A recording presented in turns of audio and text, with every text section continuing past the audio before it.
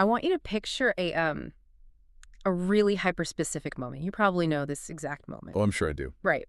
So it's a Tuesday evening. You've just pulled into your driveway, or like maybe you parked on the street in front of your apartment building. Yeah. You shift the car into park, but the engine is still running. You can feel that faint, almost imperceptible vibration humming right through the steering wheel. Just settling right into the palms of your hands. Exactly. And the rhythmic metronomic ticking of the turn signal is just echoing in the quiet cabin of the car. It's almost hypnotic. It really is. You're just sitting there, staring out through the windshield at a completely familiar street. It's washed in that slightly harsh orange glow of the streetlights. You're technically home. Right. Your obligations for the day are over. Good. But you just cannot quite bring yourself to turn the key and get out of the car. It's the universal pause. Universal pause, yeah. That strange liminal space between the intense demands of the daylight hours and the quiet realities of the evening. I mean, it's often the only moment in a given day where the noise drops low enough for a person to actually hear their own internal monologue. Yeah, and in that pause, in that totally quiet cabin, there is this profound, heavy frustration that tends to bubble up for so many of us. Absolutely. Because you're sitting there looking at the dashboard and you start thinking about the trajectory of your life and you realize, you've been doing everything right. Or at least what you were told was right. Exactly. You're putting in an immense amount of effort at work. You're attempting to maintain a positive outlook, adhering to the disciplined routines. Drinking the bitter green juices. Right. Drinking the juices, reading all the self-improvement literature, and just continuously striving for that career advancement.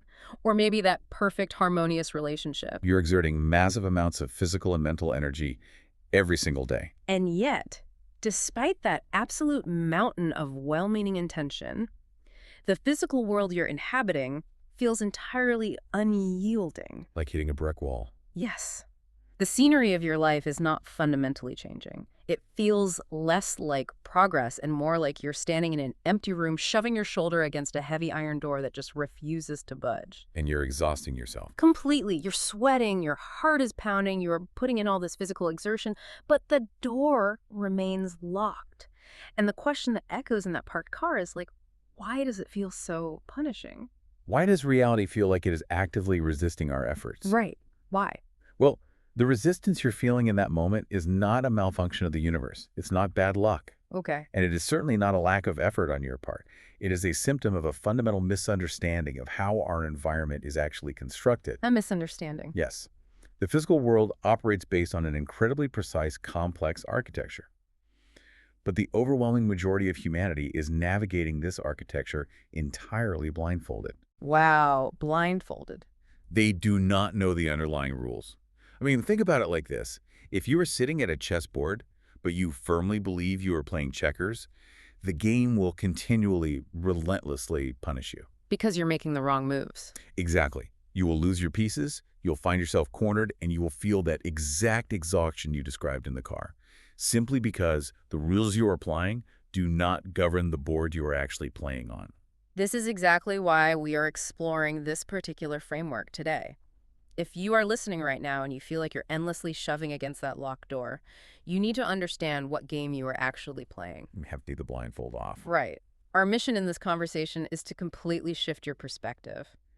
We're moving from a state of exhausting physical pursuit to a state of profound internal mastery. Okay, let's unpack this. We are going to examine 5 underlying principles that govern the actual architecture of reality. And to do that effectively, we have to start by completely dismantling the standard definition of creation. The way society teaches us to manifest things. Yes, the way we're taught to shape our reality or build a life is fundamentally flawed at its very core. It focuses almost exclusively on altering external physical circumstances. Like if you want a different life, you just have to move the physical pieces around on the board. Precisely. We are taught that you must force the world to change its shape through pure, unadulterated action. Right. The universally accepted equation is that physical action equals creation. You just hammer away at the physical world until it finally yields to your will. But that approach treats the physical plane as the origin point of reality. And it is not. It's not at all. Yeah. The physical plane is merely a delayed reflection. It's an echo. Now, I have to jump in here because when we start talking about the physical world being a reflection or just an echo, a very rational listener might tune out right about now. I understand that completely. They might think we're drifting into pure mysticism because the steering wheel I was just holding in that hypothetical car feels undeniably solid, right? Oh, it is solid. And the bills I have to pay are mathematically real. And they feel entirely solid because your biological senses are expertly calibrated to interpret them as solid. But let's look at the mechanism behind this. The physical world is the end result of a very long chain of events. Okay, so it's the end of the line, not the beginning. Exactly. To try and change your life by exclusively manipulating physical objects is akin to standing in front of a mirror, seeing a deep frown on your face, and trying to reach out and physically stretch the glass of the mirror into a smile. Oh, wow. That is a great image. It's impossible. It is an impossible endeavor. The mirror has no capacity to change the image. It can only reflect what is standing right in front of it. So true creation has nothing to do with manipulating the external world first. Absolutely nothing. True creation is defined as an internal shift in your psychological and physiological baseline, a shift to such a profound degree that you are no longer emotionally dependent upon seeing the physical reality change. That sounds like a massive paradox. It is. You're suggesting I have to shift my internal state until I no longer desperately care if the outside world gives me what I want. Yes. But how can a person actively desire something like promotion or financial security or loving family, but simultaneously be completely satisfied without it in this exact moment? That just feels totally contradictory to human nature. It is the ultimate paradox, but it is the master key to the entire mechanism. How so? The conflict you are feeling exists because human beings are deeply conditioned by the constraint of time. We believe in a rigid sequence, Yeah. past, present, and future. Right, cause and effect. I will be happy when this future event occurs. Exactly. But time is a constraint only perceived in this dense physical realm. The internal world, the domain of your consciousness, your imagination, your baseline emotional state, exists entirely in an eternal present moment. It has no concept of tomorrow. None at all. The internal state only knows right now. If a person feels deeply dissatisfied internally, their entire nervous system, their posture, their micro-expressions, they are all broadcasting the signal of dissatisfaction. So no external achievement will permanently alter that state. No, because reality is just the mirror. It will eventually rearrange itself to reflect that internal void back to them. This actually maps perfectly onto a very recognizable psychological loop. Let's hear it. Let's look at the acquisition of luxury goods. Think about coveting a highly specific, beautifully crafted timepiece. A classic example. Right. You research it, you save for it, you absolutely obsess over it. You firmly believe that acquiring this object will elevate your status and your internal sense of worth. You think it will fix the feeling? Exactly. So you finally purchase it. Yeah. And the moment you clasp it around your wrist, that initial surge of dopamine hits you. You feel incredible. You think, I have arrived. For about a week. If you're lucky, give it a few weeks, maybe a month or two.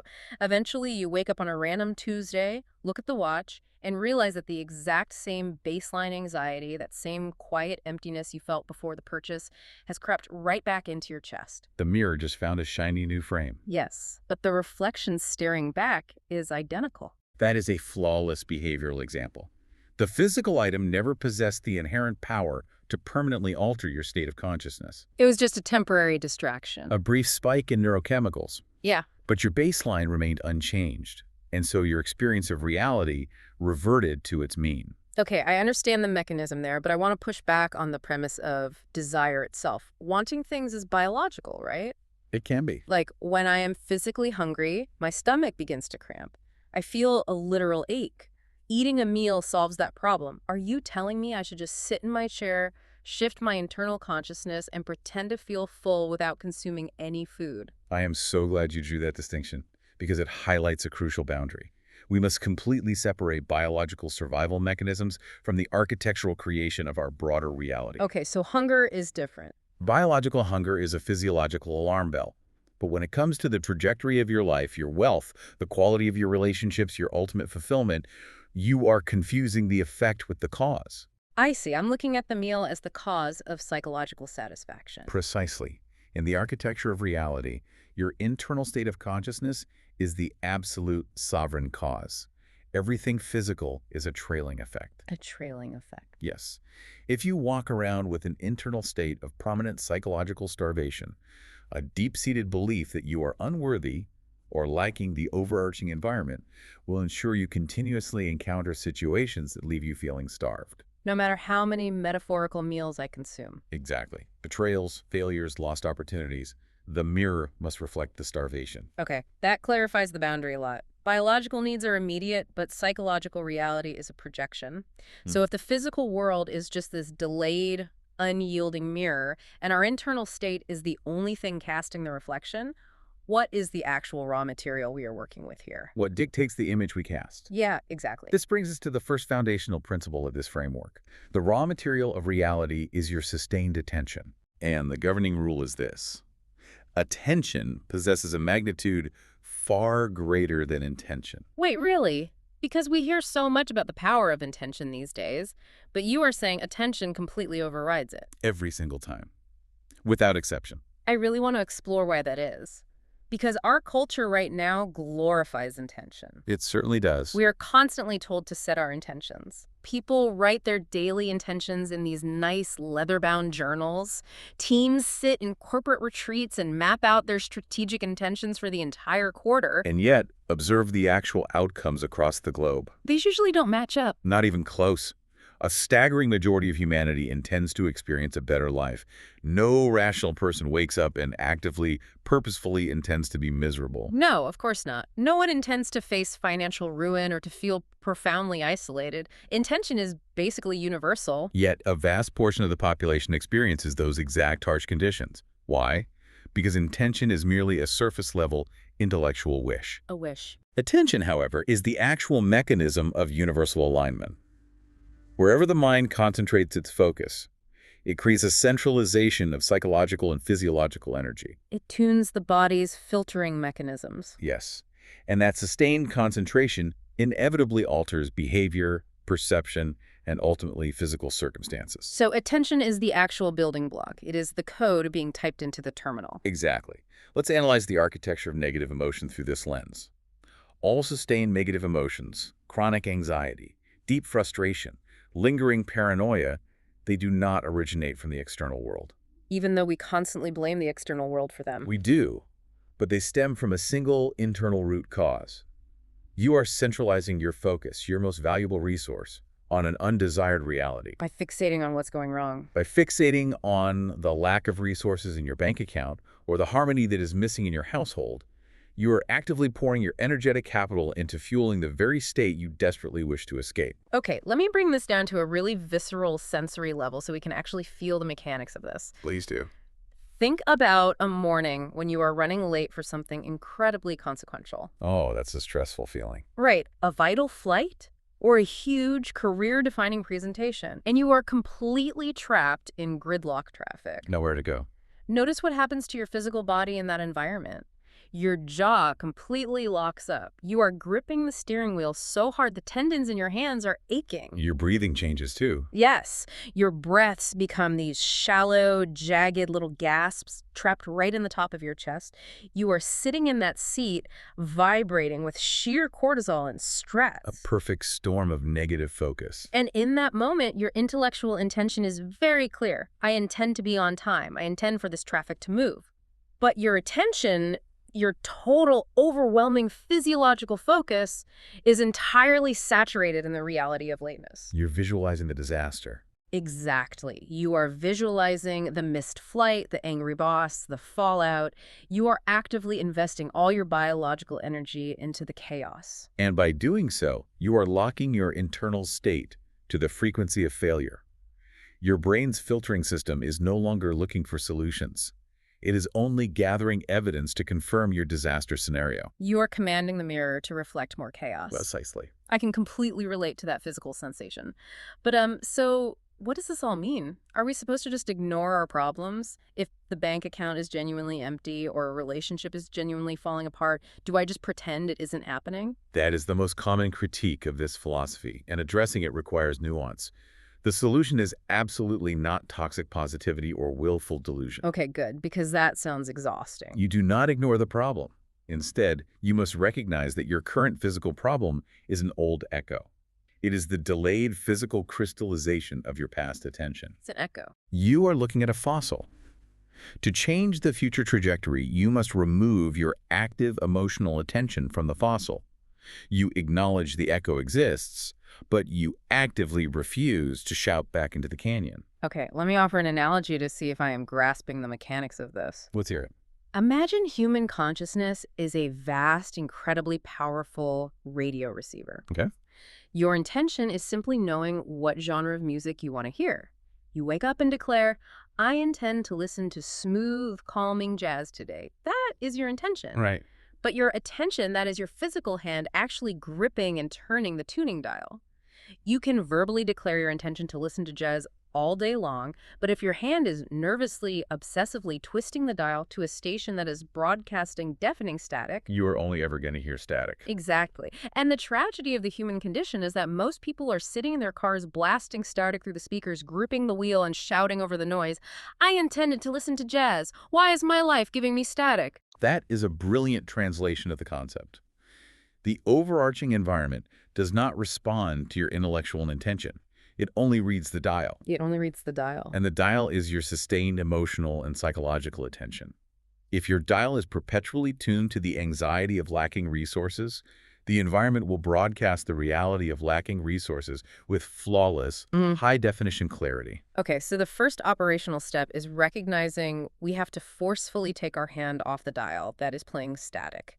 We have to steer our attention away from the unwanted reality, away from the fossil. That's the first step. But once we manage to do that, what exactly are we supposed to tune into? What do we actually desire when we say we desire a change? Because if you ask 100 people on the street, the overwhelming majority would say, I want a larger bank balance, or I want a specific job title. Which leads us directly into the second principle of the framework. To attain what you want, you must first understand what your desires actually desire. What my desires desire, that feels like a linguistic maze. It sounds abstract because human beings are conditioned by a remarkably microscopic sliver of existence. We perceive less than a fraction of a percent of the actual light, sound, and energy spectrum around us. We're very limited. We are trapped in a tiny sensory box, so we naturally assume that what we want must be a tangible, physical object or a formalized social title. Because that's all we can see. Exactly. But the profound underlying truth is this. No human being actually wants a physical object. They never have. Wait, never? Never.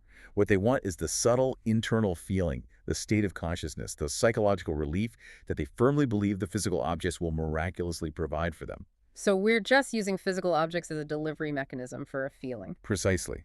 Let's break this down systematically. Wealth, as a concept, is not stacks of paper. It is an energy. What does the energy of wealth desire? It desires the feeling of profound security. Security, boundless expansiveness, absolute autonomy and freedom. What does a romantic partnership desire? It is not merely the physical presence of another human. It desires the frequency of profound acceptance, appreciation, and being deeply known. Okay, I see where you're going with this. In the architecture of this system, energy always seeks itself. It is drawn magnetically to environments where its frequency already exists. Energy seeks itself. It requires a hospitable environment. Always. Therefore, the very act of chasing a physical desire fundamentally pushes it away. Because chasing implies lack. Exactly. The act of chasing inherently implies that you do not have it. And if you are internally broadcasting that you do not have it, your physiological baseline is one of lack. The expansive energy of wealth cannot be drawn to the constricted frequency of lack. It is a behavioral and psychological mismatch. Think of it like a wild bird, right? Yes, perfect analogy. The more aggressively you run toward it, swinging a big net, the more frantically it flies away. To attract it, you must stop the frantic pursuit. You must turn your attention inward to cultivating a quiet, still garden that the bird naturally, inevitably wishes to visit. You build the environment, and the bird arrives on its own. Let's ground this with a professional scenario. Imagine a corporate employee who is desperate for a massive career leap. They really want to be a senior executive. The very common ambition. Right. But right now, they're sitting in a modest office, perhaps a really noisy cubicle. Yeah. If they operate from a state of lack, what does their behavior look like? It looks frantic. Yeah, they are tense, they are fiercely competitive, they view all their colleagues with deep suspicion, and they are desperately chasing the title. They are constantly swinging the net. And by doing so, their micro-expressions, their tone of voice, their defensive posture, they are all emitting a frequency of desperation. And nobody likes that. Desperation repels the energy of leadership and success. People intuitively do not trust desperate leaders. Right. So, to cultivate the right environment instead, they must walk into that exact same modest, noisy cubicle on a random Thursday morning, sit down in their unremarkable chair, and fully embody the calm, unshakable confidence, the grace, and the deep, quiet fulfillment of someone who has already reached the absolute pinnacle of their industry. Yes. They have to wear the psychological suit of the executive before they are ever handed the keys to the corner office. That is the exact mechanism. You must become the psychological environment that your desire wishes to inhabit. I have to admit, that sounds like an incredibly heavy mental lift. It feels almost like willful delusion, doesn't it? It can feel that way at first. Like acting as if you hold vast wealth and power when you are literally checking a banking app on your phone that confirms your balance is entirely inadequate. How does a rational person bridge that gap without feeling like a total fraud? What's fascinating here is that this is where we must redefine what we consider to be true. You feel delusional because you believe the physical numbers on the screen represent the ultimate defining truth of your existence. Well, yeah, they pay the rent. But remember our earlier premise, the mirror. The physical circumstances surrounding you right now, the bank balance, the cubicle walls, the current relationship status, are the past. The fossil. They are the crystallized footprint of your previous state of consciousness. The internal state you are holding right now in this exact second is the present. And that present internal state is actively forming tomorrow's physical reality. Okay, I see. So when you embody the calm security of wealth while sitting in the cubicle, you are not being delusional. You are simply choosing to step into the present moment rather than living defensively in the past. That reframes it beautifully. You're essentially changing the code in the software before the program has a chance to render the new graphics on the screen. Yes. To change tomorrow's physical rendering, you must change today's internal code. And this specific realization leads us to a paradox that frustrates the overwhelming majority of humanity, but completely liberates the rare few who actually integrate it into their lives. Which brings us to the third principle, the paradox of possession. The rule is stated quite simply, but its implications are staggering. You can only have what you already have. That is exactly the kind of philosophical riddle that makes people want to throw their hands up in the air and walk away. I know, it sounds infuriating. You can only have what you already have. If I already had it, I wouldn't be dedicating so much energy to acquiring it. I understand the frustration completely, but this is where we must distinguish between standard human definitions and the operational definitions of this framework. In this architecture, there are essentially two distinct psychological chairs you can sit in. One chair is labeled wanting, the other chair is labeled having. And you have to pick one. You cannot occupy both chairs simultaneously. The standard human definition of having requires physical grasp. You hold the steering wheel, therefore you possess the car. Makes sense. But the underlying architecture defines having, not by physical grasp, but by psychological possession. It is the complete mental and emotional equivalence of the state. Let's map out how that actual condensation process works. Earlier, we touched on the idea of invisible thought turning into solid reality. How does the physics of that transition actually function? Let's detail the sequence of physical manifestation. It begins entirely in the invisible realm with a passing thought. When you sustain a specific thought, it evolves into concentration. Gathering the energy. Exactly. Concentration is the deliberate gathering, the centralization of your mental energy. When energy is densely concentrated, it begins to alter your physiological baseline. Your nervous system responds, your heart rate adjusts. Your body gets involved. This creates a sustained psychological frequency. And when a frequency is held long enough, it begins to influence your behavior, your perception of opportunities, and how others react to you. It cools. It cools down. It condenses down the planes of existence until it crashes into the physical realm as solid matter or a tangible physical circumstance. It is an exact parallel to invisible water vapor condensing into visible steam, then cooling into liquid water, and finally freezing into dense, solid ice. The physical reality you navigate every day is just the ice. Just the ice. So when I sit in the psychological chair of wanting and I constantly declare to the world, I want a new career, I want a better life, what am I actually doing to that cycle of condensation? To persistently say, I want, is to issue a continuous, vibrating declaration to your environment that says, I currently lack. Hmm. Wanting is the emotional and physical experience of not having. Because if you had it, you wouldn't want it. Therefore, the frequency you are generating the code you are typing is the frequency of absence.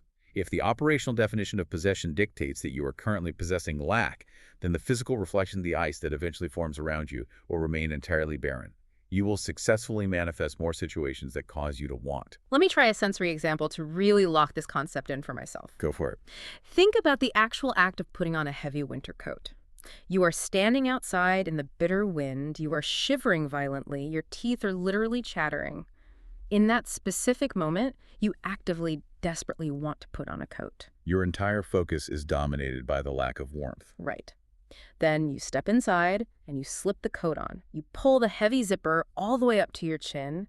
The dense fabric wraps around you. You bury your freezing hands deep into the fleece-lined pockets, and the heat starts to radiate through your core. The shivering completely stops. Now notice what happens to your mind in that moment. Once you are wearing it and feeling the warmth, the desire to put on a coat completely vanishes. You do not stand in the hallway, completely warm and perfectly insulated, crying out, "I really want to wear a coat." Exactly. The desire is utterly annihilated by the possession. They cannot coexist. So, applying this to our overarching ambitions, our financial goals, our deep life changes, we must reach the psychological and physiological state of already wearing the coat. We have to vividly feel the fleece and the pockets before the coat ever physically exists in our closet. That is the crucial threshold. You must inhabit the mental and emotional equivalence of the attained state. You must generate the warmth internally. But practically speaking, how does a person sit in this chair of having when the cold wind of their reality is literally blowing right in their face? It takes discipline. When the physical evidence, the overdue bills, the difficult boss is screaming the exact opposite of what they're trying to feel. How do we take our hand off the dial playing static when the static is so deafeningly loud? Bridging the gap between the internal state of having and the unyielding physical evidence of the world is not a passive exercise. It relies on a very specific type of action in the physical plane. But it is action guided by an entirely different internal compass. Which brings us to the fourth principle. Okay, so if we are sitting in this internal state of having, how does that actually translate to the physical steps we take tomorrow morning? This principle revolves around a very strange concept: remembering how to get to your desired destination. Wait, remembering how to get to somewhere I have never actually been? Yes. When your mind and nervous system are fully saturated in the frequency of your desired reality, when you are successfully occupying the chair of having, a profound shift occurs in your cognitive decision-making process. What kind of shift? Intuition is no longer just a vague, unpredictable gut feeling or a random guess based on past trauma. When you are aligned with the frequency of your ultimate goal, your intuition literally functions as a memory originating from the state of consciousness where the goal has already been achieved. Okay, my mind is slightly blown by that framing. Intuition acting as a memory from a fulfilled future. How does that translate into behavior? Let's examine the mechanics of action. Action is absolutely necessary in the physical plane. We cannot simply sit quietly on a meditation cushion and expect a physical house to be constructed around us. Right, you still have to pick up a hammer eventually. However, the origin of the action dictates its success. If you are aligned with your ultimate potential, you will begin to receive sudden, distinct urges. The urge to take a different, less efficient route home from work. Just a subtle nudge. The sudden impulse to send a highly specific message to an old acquaintance. The nudge to speak up with a controversial idea in a meeting when you usually stay quiet. These are not random misfires of the brain.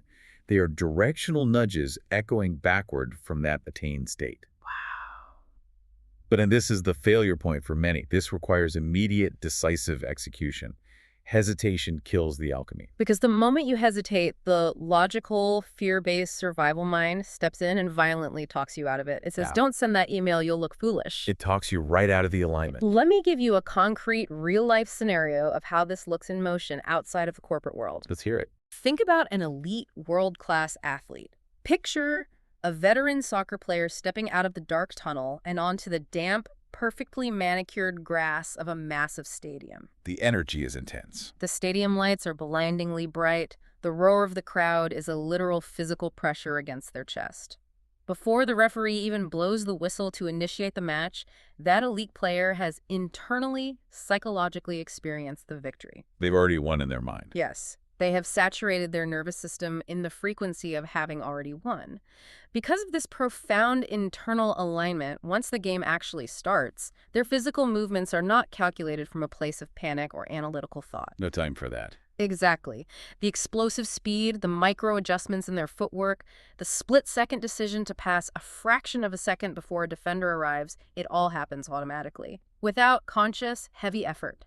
It is as if they are simply tracing a visible line on the grass that has already been drawn by their future victorious self. That is a brilliant illustration of flow state. They are not overthinking. They're executing a memory of success. They are inherently trusting the invisible line because their internal code is already written. Here's where it gets really interesting, though.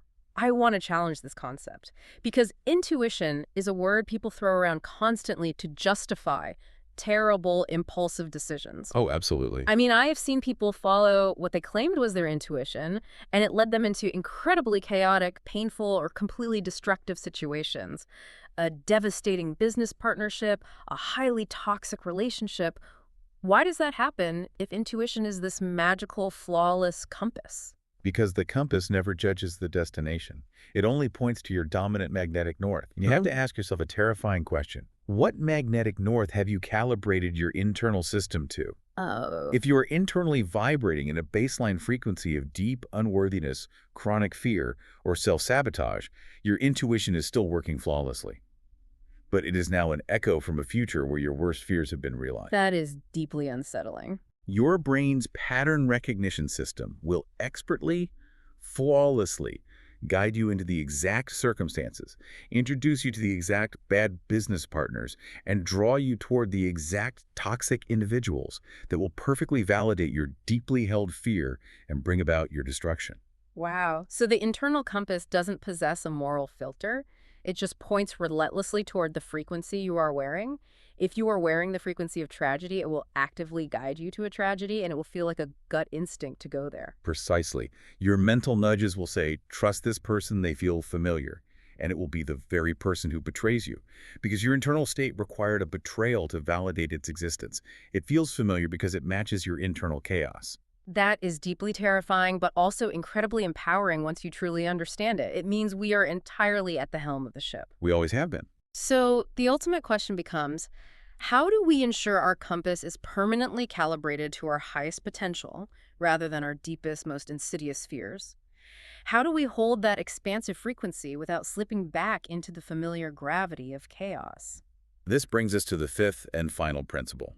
And ironically, it is perhaps the most difficult practice to implement in the modern era. How do we lock in the calibration? The principle is this. Treat your current existence as if it is already the absolute pinnacle.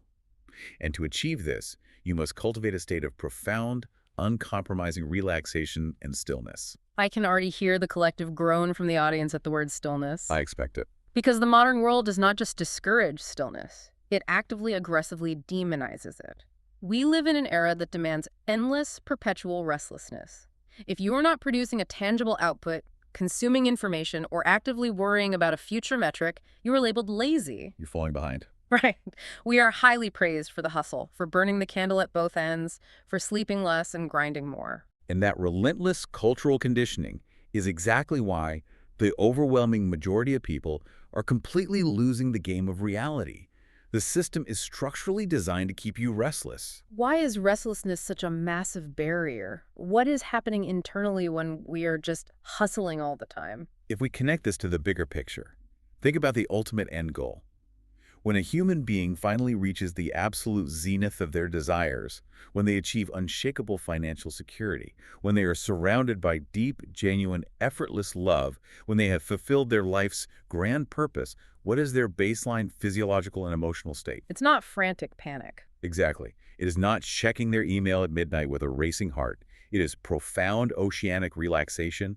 It is a deep, abiding exhalation of the nervous system. So you have to breathe out. Therefore, cultivating that exact relaxation now in the present moment is the ultimate undeniable signal to the architecture of reality that the destination has been successfully reached. By relaxing, you are essentially adopting the posture of the victor. You are aligning with the final state. Furthermore, there is a literal, observable science of consciousness at play here. When you intentionally enter a state of profound stillness, your brain waves physically alter their rhythm.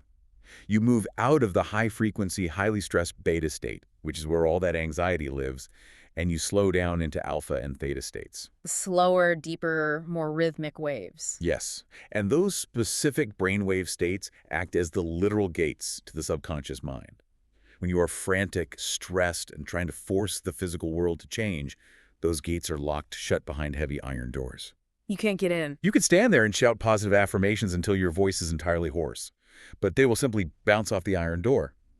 The subconscious mind rejects them because the physiological state contradicts the words. But when you are still, However, when you are deeply, genuinely still, those gates quietly swing open. The subconscious mind becomes perfectly malleable, entirely receptive to the new architectural plans you wish to lay down. let's clearly define what true stillness actually feels like in the body. Because I think a lot of people confuse stillness with mere distraction. They absolutely do. Sitting on the couch, completely exhausted from the day, mindlessly scrolling on a glowing screen is not stillness. That is just localized physical paralysis while your brain is still sprinting on a digital treadmill. Very well said. True stillness is profoundly sensory. It is the quiet, intentional moment of sitting in a chair, upright but completely relaxed. It is closing your eyes and actually physically feeling the steady, rhythmic thumping of your own heartbeat against your ribs. Tuning into the body. It is noticing the subtle temperature shift of the air moving in and out of your nose. It is listening to the faint rustle of dry leaves scraping across the pavement outside your window. And in that precise, crystalline second, it is the radical, life-altering realization that there is absolutely nothing to chase. There is nowhere to run. The universe is entirely complete in that single breath. That description alone shifts the physiological frequency of anyone listening to it. Right. That is the exact state of the architect. But the societal pushback to that state is so incredibly strong. I really have to play devil's advocate here on behalf of the listener. Society tells us that if we drop the hustle, if we sit in a chair and listen to the leaves, we will inevitably fall behind. Our competitors will outwork us. The bills will pile up on the counter. Isn't there a severe danger in becoming too still? Will we just stop participating in life? This is the great, pervasive illusion of physical effort. Action taken from a place of frantic, fearful restlessness is inherently chaotic. It is scattered, inefficient energy. It requires massive, exhausting amounts of physical exertion to yield microscopic, fleeting results. Like thrashing in water. Precisely. Picture a man who has fallen into the ocean, thrashing wildly in the water, exhausting every muscle in his body just to keep his head above the waves. He is expending maximum energy for minimum survival. Conversely, a single, precise action taken from a state of total, relaxed certainty cuts through reality like a laser. Calm in the water. The man who is calm in the water, who understands buoyancy, only needs to make a slight, graceful movement of his hand to glide forward. When you operate from stillness, your intuition provides the exact, perfect coordinate to strike. You work infinitely less, but your impact and reach are magnified 1,000-fold. It is the stark difference between swinging a heavy sledgehammer blindly in a pitch-black room, destroying the walls and hoping you eventually hit the nail, versus simply turning on the light, seeing the nail perfectly, and tapping it once with a specialized hammer. Exactly. Cultivating stillness is the act of turning on the light. This has been an incredibly extensive and illuminating exploration. Let's pull all of these threads together. We started this conversation sitting in a parked car on a Tuesday evening, feeling the heavy, punishing friction of a life that felt unyielding. We were deeply frustrated, exhausted, trying desperately to shove against a locked door, trying to hammer the solid ice of the physical world into a new, more pleasing shape. And now, looking through this framework, the realization is that the ice is merely condensed steam. Just condensed steam. And you, through your sustained attention and internal state, are the one holding the thermostat. You possess the absolute sovereign power to change the temperature of the water before it ever freezes. We spend an enormous amount of our lives feeling incredibly small, feeling like we are just these isolated, powerless, biological machines getting tossed around by an uncaring, random universe. But that is the fundamental flaw in our perception, isn't it? It is the ultimate illusion. The truth of our nature is infinitely grander. We are not separate from the mechanism of reality. We are solitary sparks of an infinite universal intelligence. We are the architects of the experience. The architects. But because of our conditioning, we project our internal sense of separation outward. We are perpetually chasing a feeling of wholeness in the dense physical realm, seeking it in faster cars, in elevated titles, in idealized relationships, without ever realizing that the wholeness was always entirely internal. True mastery is not about conquering the external world. True mastery is the sudden, quiet realization that there was never anything outside of yourself to conquer in the first place. The mirror simply reflects the face of the one looking into it. As we bring this journey to a close, I want to leave you, the listener, with a lingering thought. Sometime today, you are going to transition from one environment to another. You are going to finally turn the key and step out of that parked car. Or you are going to take the last sip of your coffee, push your chair back from the table, and walk into your next heavy obligation. Just observe yourself in that moment. Exactly. When you physically cross that threshold, I want you to pause for just 1 second and ask yourself, what internal frequency are you currently wearing? But beyond that, consider this final paradox. What if the delay, in reality, the fact that your thoughts do not instantly become solid matter the second you think them, is not a punishment, but a universal safety mechanism? A grace period. A grace period, giving you time to correct your course before your worst fears freeze into ice. If the overarching environment is nothing more than an absolute, unyielding mirror, what exactly is it getting ready to reflect back at you?